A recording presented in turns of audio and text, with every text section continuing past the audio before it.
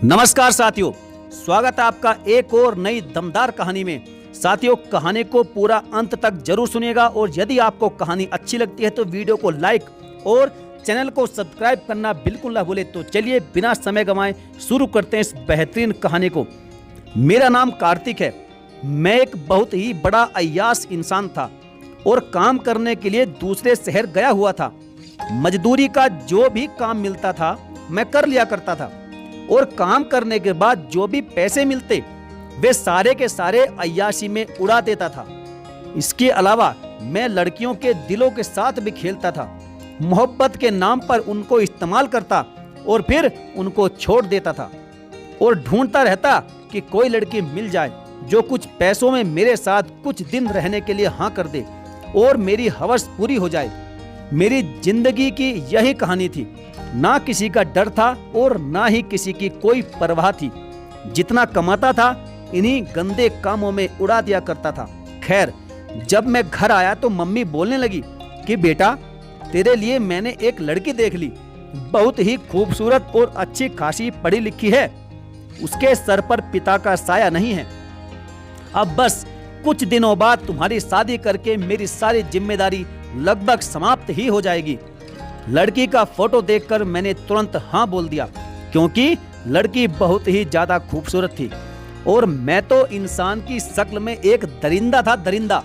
खैर, कुछ दिनों के बाद हमारी शादी हो गई। पूनम बहुत ही खूबसूरत और समझदार थी। मेरी हर बात मान लिया करती थी, लेकिन मुझे उसके आने से कोई भी फर्क नहीं पड़ा था। फिर कुछ दिनों के बाद मैं फिर से काम करने के लिए बाहर चला गया।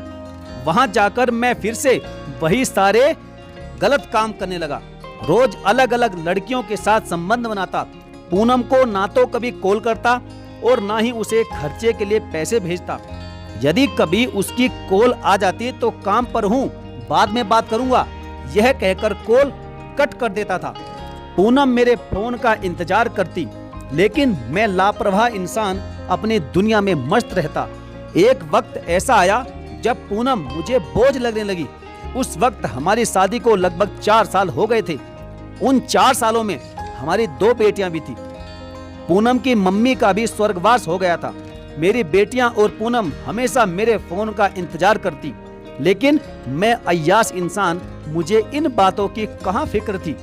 जब घर को गरीबी ने आ घेरा और पेट भरना भी मुश्किल हो गया तो पूनम मुझे रोज रोज फोन करने लगी, मगर मैं उसके फोन इग्नोर कर दिया करता था।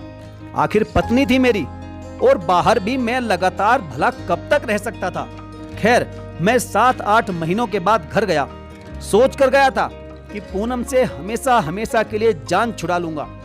जैसे ही घर के अंदर गया तो मेरी दोनों बेटियां मेरे पास भागी हुई आई कि पापा हमारे लिए कुछ लाए होंगे, लेकिन मैं बेपरवाह इंसान खाली हाथ घर गया था। खैर, पूनम रात में मेरे पास आई और मुझे बोलने लगी कि कार्तिक, आखिर तुम मुझे समझते क्यों नहीं हो? मैं अपनी जिंदगी जैसे तैसे करके जी लूंगी, लेकिन कम से कम इन बच्चियों का तो ख्याल करो। ये तुम्हारा खून है, देखो इनकी तरफ, बेचारी कितनी बेबस है। लेकिन मैं तो अंधा हो चुका था और मैं तो बस अपनी जान छुड़ाना चाहता था और मैं गुस्से से बोला, मैं अब तुम्हारे साथ नहीं रह सकता और मैं बस तुमसे जान छुड़ाने ही यहाँ आया था। पूनम यह सब सुनकर मेरे सामने हाथ जोड़ने लगी कि कार्तिक प्लीज ऐसा मत करो, मैं तुमसे 1 रुपया भी नहीं लूंगी, बस आप मुझे छोड़कर मत जाओ। लेकिन मैंने उसकी एक नहीं सुनी और उसे हमेशा के लिए छोड़कर चला आया। बेटियां सो रही थी, मैंने उनका भी ख्याल नहीं किया। दिन गुजरते गए और कुछ दिनों के बाद यहाँ मैंने एक औरत से शादी कर ली और उसके साथ रहने लगा और ना कभी बेटियों का हाल पूछा और ना ही पूनम से बात की। यहाँ तक कि माँ को भी भूल चुका था। जिससे मैंने शादी की वह एक बाजारू लड़की थी। बस साथ रहकर वक्त गुजारने और अपनी हवस पूरी करने के लिए ही हम दोनों साथ रहते थे और इसलिए हमने शादी की थी। अपनी बेटियों को तो अब मैं पूरी तरह से भूल चुका था और पूनम का तो मुझे चेहरा भी याद नहीं रहा था। याद था तो उसका रोना, गिड़गिड़ाना और मुझे हमेशा के लिए छोड़कर ना जाने की कसमें देना। पता नहीं वे सब आज किस हाल में होंगे, क्योंकि आज मेरी उम्र के 50 साल पूरे हो गए थे। उस वक्त सब कुछ अचानक ही हुआ था। जब कार्तिक पूनम को छोड़कर गया था तो वह बहुत रोई थी। बेटियां पूछ रही थी कि क्या हुआ मम्मी, आप क्यों रो रही हो। पूनम ने दोनों बेटियों को गले से लगाया और बोली, कुछ नहीं हुआ बेटी। मेरी छोटी बेटी ने पूछा कि पापा, अब पूनम क्या बताती कि तुम्हारा बाप एक अय्याश, शराबी, असभ्य व्यक्ति निकला और हमें छोड़कर भाग गया। ना मायके में कोई सहारा देने वाला था और ना ही कोई ससुराल में था। मेरे लिए यह सफर 2 बेटियों के साथ बहुत ज्यादा कठिन होने वाला था। दिन गुजरने लगे। फिर एक दिन कार्तिक की मम्मी बोली, पूनम बेटी, मैं ये मकान तुम्हारे नाम करना चाहती हूँ, क्योंकि मेरा बेटा तो मेरे लिए अब मर चुका है। जिंदा रहने के लिए खाने पीने की जरूरत की चीजें चाहिए थी। कुछ दिन तो मोहल्ले के लोगों ने उनकी बहुत मदद की, लेकिन भला कोई पूरी जिंदगी आपकी मदद कैसे कर सकता है। कुछ ही लोग अच्छे होते हैं, वरना लोग बस अपने मतलब के लिए ही दूसरों की मदद करते हैं। जहां मतलब खत्म, सारे रिश्ते भी वहीं खत्म हो जाते हैं। बेटियां स्कूल जाती थी। पूनम पढ़ी लिखी थी तो एक प्राइवेट स्कूल में पढ़ाने के लिए इंटरव्यू दिया और उसको वह नौकरी मिल गई। यह काफी तो नहीं था, मगर घर का खर्च तो चल ही जाता था। मर्द जात से पूनम को नफरत सी हो गई थी। कोई पूनम से दोस्ती करना चाहता तो कोई पैसे देकर कुछ वक्त उसके साथ बिताना चाहता था। एक दिन पूनम स्कूल से वापस आ रही थी कि एक लड़का बाइक साइड में लाकर बोला, मैडम जी, आपको रोज देखता हूँ, आप रोज इतना दूर पैदल चलकर जाती हो, आप मेरे साथ बाइक पर आ जाया करो। पूनम ने इस लड़के को मुस्कुराकर बोला, भाई, आपके ऊपर हमेशा ईश्वर का आशीर्वाद बना रहे जो आपने मेरी मदद करने के लिए सोचा। लेकिन क्या मैंने कभी आपसे बोला है कि मेरी मदद करो? मुझे पैदल चलने में कोई प्रॉब्लम नहीं है। बेचारा वह लड़का शर्मिंदा होकर वहां से चला गया। पूनम को ईश्वर पर पूरा भरोसा था कि वह उसे अकेला नहीं छोड़ेंगे। कुछ मन चले तो सीधा यह भी बोल जाते थे कि जितने पैसे लेने हैं ले लो, बस एक रात गुजार लो। पूनम हमेशा की तरह सब्र करती और सब कुछ ईश्वर के भरोसे छोड़ देती, क्योंकि वह किसी भी तरह की किसी से कोई दुश्मनी मोल नहीं चाहती थी, क्योंकि उसे अपनी छोटी छोटी बच्चियों का भी भविष्य बनाना था। पूनम भूखी रही, बहुत ही बुरा वक्त भी देखा, लेकिन कभी अपनी इज्जत पर कोई दाग नहीं लगने दिया। ना किसी बाजार की रौनक बनी और ना ही कभी किसी के साथ दोस्ती करके वक्त गुजारा। हर दुख सुख ईश्वर के साथ साझा किया। उसके बाद उसे एक दूसरे स्कूल में जॉब मिल गई, क्योंकि उसे एक अच्छा अनुभव हो चुका था और इस स्कूल में सैलरी भी अच्छी खासी थी। अब हालात सुधरने लगे थे। एक वक्त वह भी था कि पूनम ने मोहल्ले के घरों में ही काम किया और गली की नालियां तक साफ की थी। पूनम ने वह सब काम किया था जो गलत नहीं था, वरना अगर औरत अपनी इज्जत की कदर ना करे तो उसके लिए पैसा कमाना कोई मुश्किल बात नहीं होती। मगर उससे हालात कभी सुधर नहीं सकते, बल्कि और भी ज्यादा बद से बदतर हो जाते हैं। खैर, वक्त गुजरता गया, बेटियां भी वक्त के साथ साथ बड़ी होती गई और अब कार्तिक की मम्मी की भी मृत्यु हो चुकी थी, लेकिन उसका कोई अता पता ही नहीं था।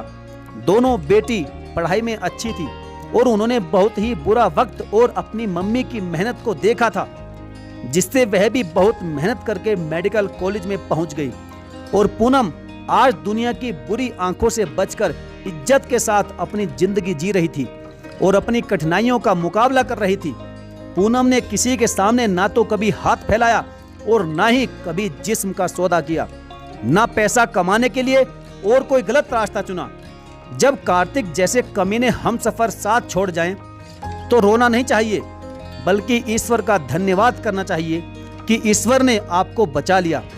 आज जो औरत कोई बहाना बनाकर अपने जिस्म का सौदा करती है या भीख मांगती है या फिर और कोई गलत रास्ता चुनती है, तो उसका अंजाम भी एक दिन भयानक ही होता है और कभी वह सर उठाकर और किसी की आंखों में आंखें डालकर बात नहीं कर पाती और अपने साथ साथ अपने बच्चों की भी जिंदगी बर्बाद कर देती है। खैर, पूनम ने अपनी दोनों बेटियों को पढ़ा लिखाकर इतना काबिल बनाया कि वह अपने अच्छे बुरे के फैसले खुद कर सके।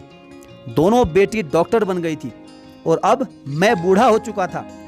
जिससे शादी की थी वह भी छोड़कर चली गई थी। मैं रात में बैठा हुआ सोच रहा था कि मैंने अपनी जिंदगी में कितने पाप किए हैं। सोचते सोचते मुझे अपनी उन मासूम बेटियों की याद आने लगी। उनका मुझे पापा कहना, पूनम के साथ वह 7 फेरे, पूनम की बातें, फिर मेरा उन्हें बुरी हालत में छोड़कर आना। मेरी आंखों में आंसू आ गए। मैं जवानी के नशे में भूल गया था कि मुझे एक दिन बूढ़ा भी होना है और उस दिन वह बेटियां और तेरी वह पत्नी ही तेरा साथ देगी। मुझे आज एहसास हो रहा था कि मैंने कितनी बड़ी भूल और कितनी बड़ी गलती की है। दिल में ख्याल आया कि बेटियों के पास चलता हूँ। कुछ पैसे मांगकर इकट्ठे किए और गांव के लिए निकल गया। आज न जाने कितने सालों बाद गांव आया। गांव पूरी तरह बदल चुका था। मैं अपने घर के सामने गया। वहां एक बहुत ही अच्छा घर बन चुका था, जो कि दुल्हन की तरह बढ़िया सा सजा हुआ था। किसी से पूछने पर पता चला कि आज मेरी ही बड़ी बेटी की शादी है। पास गया तो मुझे गुलाबी साड़ी पहने पूनम दिखाई दी। उसके साथ मेरी छोटी बेटी भी खड़ी थी। मुझे भला कौन पहचानता, बूढ़ा हो चुका था। नशे ने मेरी शक्ल ही बदल दी थी। बेटी को देखकर दिल चाहा कि उसे सीने से लगा लूं, लेकिन उनके सामने किस मुंह से जाता। आखिर मैंने बाप होने का कौन सा कर्तव्य निभाया था। बारात आ गई, मैं बाहर ही खड़ा था। वक्त गुजरा, फेरे हुए और विदाई का वक्त आ गया। इस दौरान मैं अपनी बेटी के काफी करीब जा चुका था, क्योंकि मैं गेट पर ही खड़ा था और पूनम की नजर मुझ पर पड़ गई। उसने मुझे एक नजर में ही पहचान लिया था। उसने मुझे आवाज दी। मैंने उससे हाथ जोड़कर रोते हुए माफी मांगने का इशारा किया और भारी कदमों से वापस लौटने लगा। मैंने अपनी जिंदगी को खुद नर्क बनाया था। मैं समझता था कि मैं एक मर्द हूं, लेकिन एक मर्द वह कभी नहीं करता जो मैंने किया था। मैं पूनम को छोड़कर बर्बाद हो गया था और मेरे गांव जाने पर ही मुझे उसके बारे में ये सब पता लगा था कि किस तरह से पूनम ने मेहनत करके और कोई भी गलत काम नहीं करके अपना जीवन गुजारा। आज मैं बहुत ज्यादा अपने किए पर रोता हूँ और अपनी मौत का इंतजार करता हूँ। मैं पूनम को छोड़कर ना अच्छा पति रहा था और ना ही अच्छा पिता। और पूनम ने यह साबित कर दिया था कि एक औरत बिना कुछ गलत किए, बिना अपने जिस्म को बेचे, बिना भीख मांगे कोई भी अच्छा काम करके अपनी जिंदगी को अच्छा बना सकती है, संवार सकती है, अपने बच्चों की भी जिंदगी संवार सकती है। तो दोस्तों, हमें पूनम की इस कहानी से प्रेरणा लेनी चाहिए और खासकर उन मर्दों को जो एक औरत को कुछ नहीं समझते, जो औरतों को अपने पैरों की जूती समझते हैं और उनकी कदर नहीं करते, और उन औरतों को भी जो जरा सी दिक्कत आते ही, जरा सी विकट परिस्थिति आते ही गलत काम का सहारा लेना शुरू कर देती हैं, और जो ये सोचती हैं कि जिस्म को बेचकर ही मजबूरी में जीवन गुजारा जा सकता है। जबकि पूनम ने यह साबित कर दिया था कि यह सरासर गलत है। एक औरत चाहे तो मजबूरी और विकट परिस्थितियों में भी अच्छे कार्य करके अपना जीवन यापन कर सकती है। तो साथियों, आपको यह कहानी कैसे लगी आप हमें कमेंट करके अवश्य बताएं, और यदि आपने अभी तक हमारे चैनल को सब्सक्राइब नहीं किया तो सब्सक्राइब करके बेल आइकन को जरूर प्रेस कर लीजिएगा। तो चलिए साथियों, मिलेंगे फिर और किसी दमदार और बेहतरीन कहानी में। तब तक के लिए धन्यवाद। जय हिंद।